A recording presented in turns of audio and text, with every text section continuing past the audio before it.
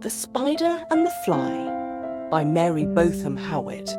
Will you walk into my parlour? Said the Spider to the Fly. 'Tis the prettiest little parlour that ever you did spy. The way into my parlour is up a winding stair, and I've a many curious things to show when you are there. Oh no, no, said the little Fly, to ask me is in vain, for who goes up your winding stair can ne'er come down again. I'm sure you must be weary, dear, with soaring up so high. Will you rest upon my little bed?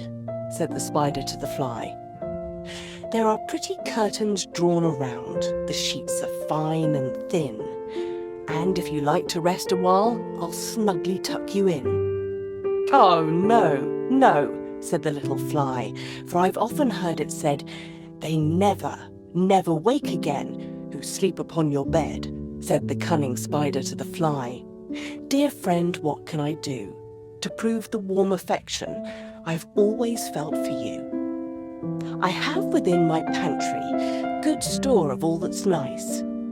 I'm sure you're very welcome. Will you please to take a slice? Oh no, no, said the little Fly, kind sir, that cannot be. I've heard what's in your pantry, and I do not wish to see it. Sweet creature, said the Spider, you're witty and you're wise. How handsome are your gauzy wings, how brilliant are your eyes. I've a little looking glass upon my parlour shelf.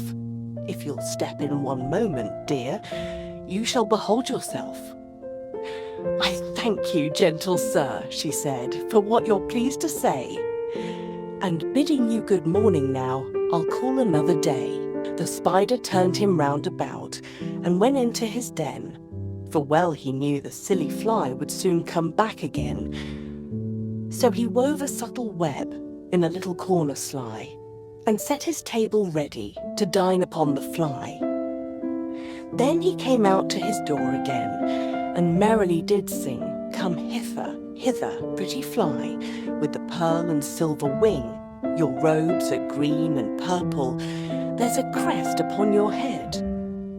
Your eyes are like the diamond bright, but mine are dull as lead. Alas, alas.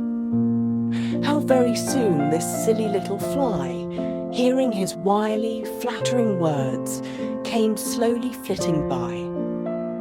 With buzzing wings she hung aloft, then near and nearer drew, thinking only of her brilliant eyes and green and purple hue, thinking only of her crested head, poor foolish thing. At last, up jumped the cunning Spider and fiercely held her fast. He dragged her up his winding stair into his dismal den within his little parlour, but she ne'er came out again.